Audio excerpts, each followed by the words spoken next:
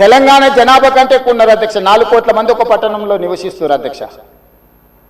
ఈరోజు ప్రపంచం అంతా పట్టణాల వైపు వేగంగా విస్తరణ జరుగుతుంది. దానికి తగ్గట్టుగా మనం నగరాలను అభివృద్ధి చేసుకోవాలి.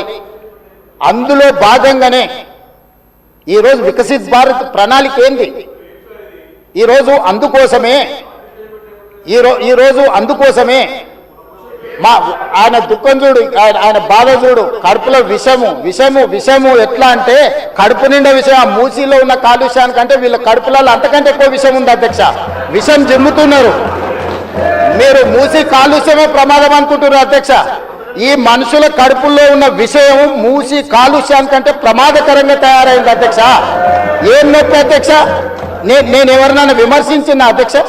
నేను ఈ ప్రభుత్వం ఏం కార్యక్రమాలు చేపట్టబోతుందో సభలో సభ్యులు మాకు తెలవాలని అడిగినారు. పాయల శంకర్ గారు ఏమడిగినారు అధ్యక్ష? మేము సభ్యులము, ప్రభుత్వం ఏం చేస్తుందో మాకు వివరించండి, మేము కూడా మా చేతనైన సాయం చేస్తామని మాట్లాడినారు అధ్యక్ష. నేను వివరాలు చెప్పే ప్రయత్నం చేస్తే విషయం ఎందుకు కక్కుతున్నారు అధ్యక్ష? ఈరోజు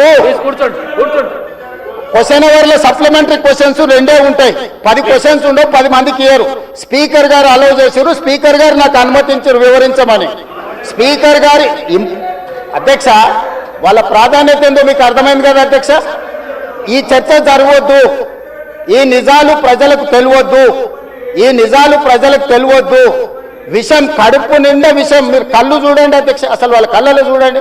వాళ్ళ కళ్ళెక్కిన ఓలే శక్తి ఉంటే ఆ విషపు కళ్ళతో చూస్తే మొత్తం కాలి బూడిదైపోయేటట్టు చూస్తున్నారు అధ్యక్ష. కప్పిపుచ్చుకోవడానికి అద్దాలు పెట్టుకుంటున్నారు అధ్యక్ష. అద్దాలు పెట్టుకున్నా మీ విషపు చూపులు ప్రజలకు అర్థమవుతాయి. అందుకోసమని నా మాట ఒక్కటే అధ్యక్ష. ఈరోజు తెలంగాణకు ఈరోజు నగర అభివృద్ధి చేయడం మా బాధ్యత. ఈరోజు ఇన్ని మాటలు మాట్లాడుతున్నారు కదా అధ్యక్ష. ఆనాడు కాంగ్రెస్ లో గెలిచిన ఎమ్మెల్యేని తీసుకొని మూసీ రివర్ డెవలప్మెంట్ కార్పొరేషన్ కు చైర్మన్ చేసింది ఎవరు అధ్యక్ష? ఎవరు? ఈ రోజు వివరాలు చెప్తుంటే ఆ నొప్పెందుకు అధ్యక్ష? మీరు అనుమతి ఇచ్చిన తర్వాత వాళ్ళెవరు అధ్యక్ష ప్రశ్నించనికే? వాళ్ళెవరు సభ్యులు? ఈ రోజు అక్బరుద్దీన్ ఓవైసీ గారు, పాయల శంకర్ గారు, లేకపోతే కాలేరు వెంకటేష్ గారు. ఆ కాలేరు వెంకటేష్ గారినైనా చూసి నేర్చుకోండి, కనీసం ఒక అవగాహన వస్తుంది. స్పష్టంగా నేను అంబర్పేట పోయినప్పుడు చెప్పిండు, 100% అంబర్పేట శాసనసభ నియోజకవర్గంలో మేము మూసీ నది ప్రక్షాళనకు సహకరిస్తాము. మా పేదలకు అందరికీ మంచి ఇండ్లు కట్టించండి, మా ప్రభుత్వ కార్యాలయాలు కట్టించండి, మా ప్రాంతాన్ని అభివృద్ధి చేయండి. నేనే ముందు బాగానే నిలబడి మూసీ నది ప్రక్షాళనకు సహకరిస్తానని అంబర్పేట ఎమ్మెల్యే కాలేరు వెంకటేశ్వర గారు ముందుకు వచ్చి బహిరంగంగా మైక్లో చెప్పిండు. నిన్నగాక మొన్న వచ్చి నన్ను కలిసి చెప్పిండు. ఆ పక్కనే ఉప్పల్ ఎమ్మెల్యే లక్ష్మారెడ్డి గారు వచ్చి కలిసి, సార్ మా ప్రాంతాన్ని అభివృద్ధి చేయండి, మూసీ నదిని ప్రక్షాళన చేయడం ద్వారా మా ప్రాంతానికి ఉపయోగపడుతుంది, మీరు చాలా మంచి పని చేస్తారు, మీరు వేగంగా ముందుకు వెళ్ళండి, మా వైపు నుంచి మీకు ఏం సహకారం కావాలని చెప్పి ఆ శాసనసభ్యులు వచ్చి కలిసిరు అధ్యక్ష. ఇవాళ నేను ఒకటే అడుగుతున్నా అధ్యక్ష, ఈ రోజు మూసీ నది ప్రక్షాళన చేసుకుంటే ఈరోజు మూసీ నది ప్రక్షాళన మేము చేస్తున్నామంటే మీరు చెయ్యాలంటున్నా వద్దంటున్నా? ఒక్క మాటలో చెప్పండి.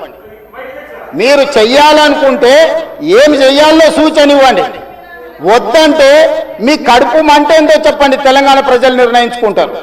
అందుకే ఈరోజు మూసీ నది పరివాహక ప్రాంతాన్ని నైట్ ఎకానమీగా మారుస్తా అని చెప్పిన అధ్యక్ష. పట్టణం అంతా రాత్రి 9 గంటలకు నిద్రపోతే రాత్రి 9 గంటల నుంచి ఉదయం 6 గంటల వరకు మూసీ నది పరివాహక ప్రాంతంలో నైట్ ఎకానమీని రివైవ్ చేసి అక్కడ హోటల్స్, ఆఫీసులు, అదే విధంగా ఫుడ్ కోర్ట్స్, కల్చరల్ యాక్టివిటీస్ వీటన్నిటిని కూడా ప్రపంచ స్థాయి నగరంగా మార్చడానికి నైట్ ఎకానమీని ఓపెన్ చేయబోతున్నామని చెప్పినాం అధ్యక్ష.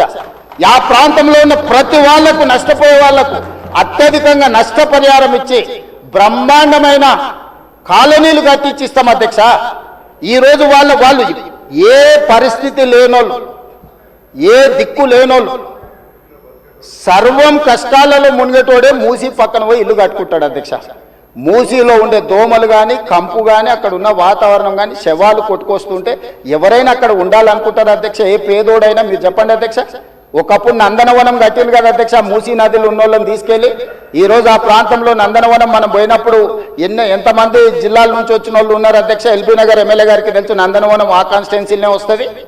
ఈరోజు మూసీ నది పరివాహక ప్రాంతంలో ఉన్న పేదలకు మంచి వసతులు కల్పించి, వాళ్ళ పిల్లలు చదువుకోవడానికి మంచి పాఠశాలలు ఇచ్చి వాళ్ళకు ఉద్యోగ ఉపాధి అవకాశాలు కల్పిస్తామని మేమంటే లేదు, అది అట్లనే ఉండాలి, తరలించడానికి వీల్లేదు, కట్టడానికి వీల్లేదు, మేము అడ్డం పండుకుంటాం, మేము నిలువు పండుకుంటామన్నారు.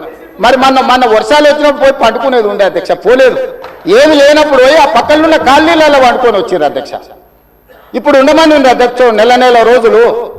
ఇప్పుడు వద్దంటున్న వాళ్ళు ఉన్నారు కదా, నెల రోజులు మూసీ నది పక్కన ఉండమని చెప్పుండ్రు అధ్యక్ష. అంబర్పేట శ్మశాన వాటిక ఉంది కదా అధ్యక్ష, ఆ శ్మశాన వాటిక దగ్గర ఉన్న శవాలు, కులిపోయిన శవాలు, కాలిపోయిన సగం కాలిన శవాలు ఉన్నాయి కదా అధ్యక్ష, వీళ్ళందరూ అక్కడ ఉండమని ఉండి చూడమని ఉండి. ఏ దుర్భరమైన పరిస్థితి ఉందో అర్థమవుతుంది, ఏ దుర్భరమైన పరిస్థితుల్లో ప్రజలు ఉన్నారో అర్థమవుతుంది. అందుకే ఈరోజు ప్రపంచ స్థాయి సంస్థలను కన్సల్టెంట్గా పెట్టుకున్నాము. ఫస్ట్ ఫేజ్ ఒక కొలిక్కి వచ్చింది, మిగతాది కూడా విడతల వారిగా ప్రాజెక్టు రిపోర్టు జరుగుతుంది.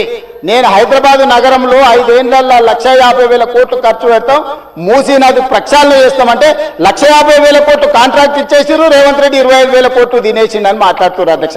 ఎంతసేపు వాళ్ళు ఎట్లనో మిగతా కూడా అట్లనే అనుకుంటారు అధ్యక్ష. కాంట్రాక్ట్లు ఇచ్చుడు